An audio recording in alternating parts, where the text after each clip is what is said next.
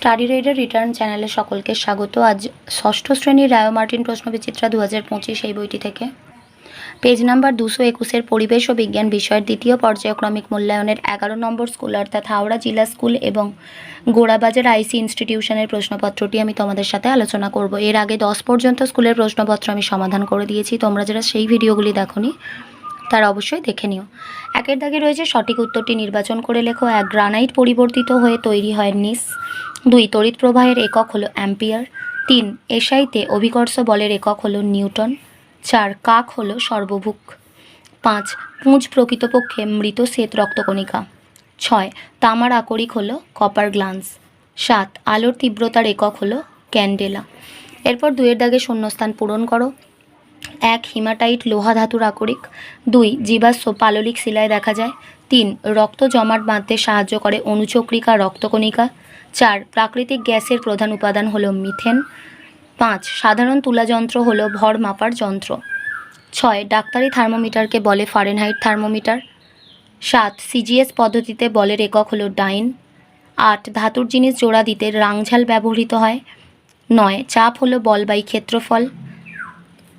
এরপরে আমরা 3 এর দাগে চলে আসছি। নিচের বাক্যগুলি সত্য না মিথ্যা লেখো। 1 কাজ করার সামর্থ্যকে শক্তি বলা হয়, সত্য।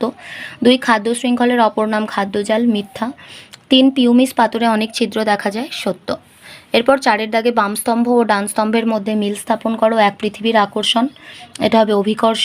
2 লিগামেন্ট, এটা হবে অস্থিসন্ধি। 3 সবুজ উদ্ভিদ উৎপাদক। 4 ঘর্ষণ বল কমানোর জন্য ব্যবহৃত হয় পিচ্ছিলকারক তেল। 5 এর দাগে রয়েছে নিচের প্রশ্নগুলির অতি সংক্ষিপ্ত উত্তর দাও। 1 শ্বেত রক্তকণিকার একটি কাজ লেখো। মূলত এরা শরীরে রক্ষীর কাজ করে। এদের কাজ হলো বাইরে থেকে আসা শত্রু যেমন রোগের জীবাণুর সঙ্গে লড়াই করে শরীরকে রক্ষা করা। কয়লার একটি ব্যবহার লেখো। কয়লার ব্যবহার জ্বালানি হিসেবে। রান্নার কাজে কয়লা প্রধান জ্বালানি হিসেবে ব্যবহৃত হয়। 2টি লব্ধ রাশির উদাহরণ দাও, বেগ আর বল। 4 সৌর কুকার চালু করা হলো, এক্ষেত্রে কোন শক্তি থেকে কোন শক্তির রূপান্তর ঘটবে? আলোক শক্তি থেকে তাপ শক্তি। 5 পুষ্টি স্তর বা ট্রফিক লেভেল কি? খাদ্য পিরামিডের এক একটা ধাপই হলো এক একটা পুষ্টি স্তর বা ট্রফিক লেভেল। 6 প্রশ্ন, লাভা কি? ম্যাগমা যখন কোনো পাথরের ফাটল বা পাহাড়ের মুখ দিয়ে বাইরে বেরিয়ে আসে তখন তাকে বলে লাভা। ভর ঘনত্ব ও আয়তনের মধ্যে সম্পর্ক কি? ঘনত্ব সমান ভর বাই আয়তন। 8 চৌম্বক পদার্থের উদাহরণ দাও। লোহা, নিকেল।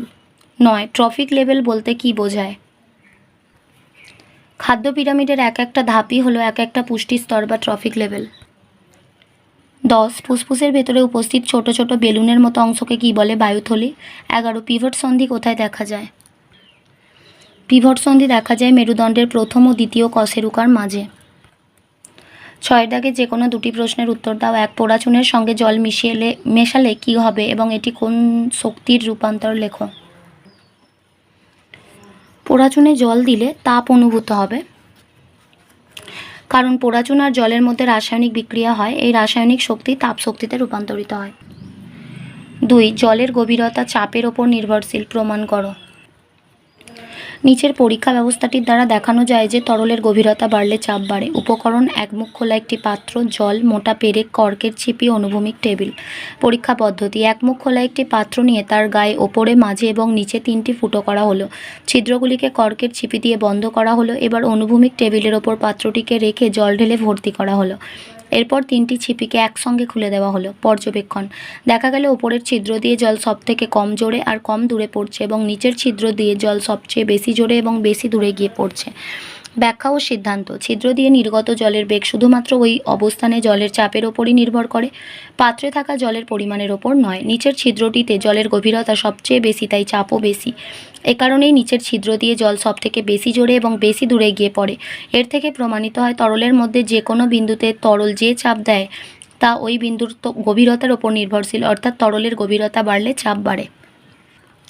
পরের প্রশ্ন হচ্ছে, বায়ুর যে চাপ আছে তা প্রমাণ করো। বায়ু সর্বমুখী চাপের পরীক্ষা। উপকরণ: 2টি আংটাযুক্ত প্লাস্টিক নির্মিত হুক।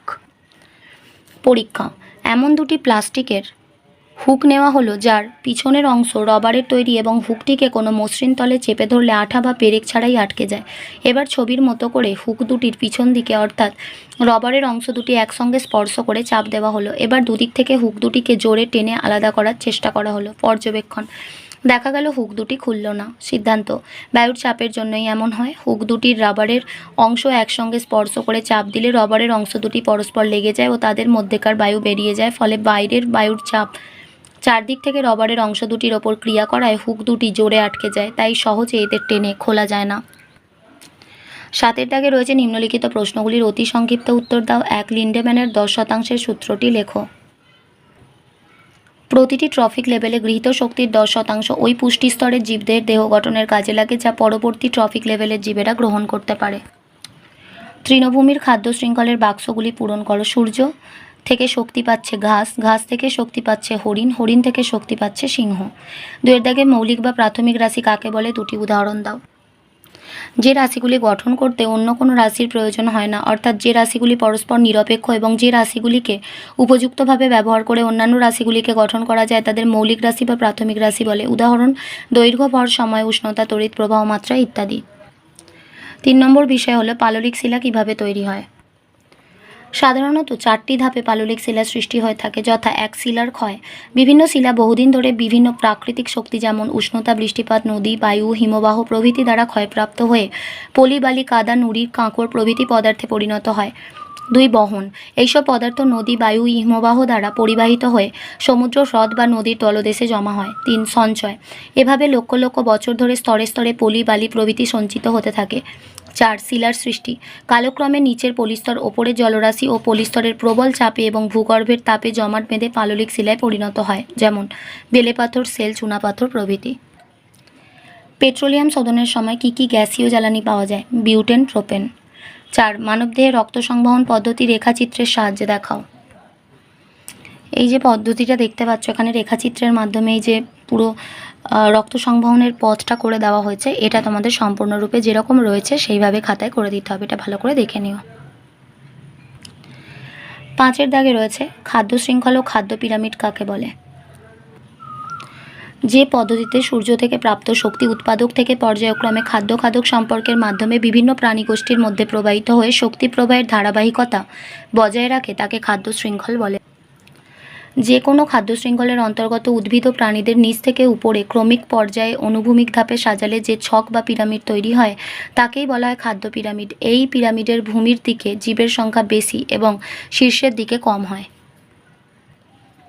ঘর্ষণ বলের মান বস্তুর ওজনের ওপর কিভাবে নির্ভর করে? ঘর্ষণ বলের মান সংস্পর্শে থাকা তল দুটির দ্বারা পরস্পরের ওপর প্রযুক্ত বলের সঙ্গে সমানুপাতিক হারে বৃদ্ধি পায়। অনুভূমিক তলে রাখা বস্তুর ক্ষেত্রে এই বল বস্তুর ওজনের সমান। 6 দাগের প্রশ্ন হলো আন্তর্জাতিক প্রমাণ মিটার কাকে ধরা হয়? 1889 সালে ফ্রান্সের প্যারিস শহরে international bureau of weights and measures নামক সংস্থায় 0 ডিগ্রি সেলসিয়াস তাপমাত্রায় রাখা প্ল্যাটিনাম 90% ও ইরিডিয়াম 10%-এর সংকর ধাতুর তৈরি একটা দণ্ডের দুপ্রান্তের মাঝের দূরত্বকে সারা বিশ্বে প্রমাণ বা স্ট্যান্ডার্ড 1 মিটার বা আন্তর্জাতিক প্রমাণ মিটার ধরা হয়। 1000 ঘন সেন্টিমিটার সমান কত মিলিলিটার?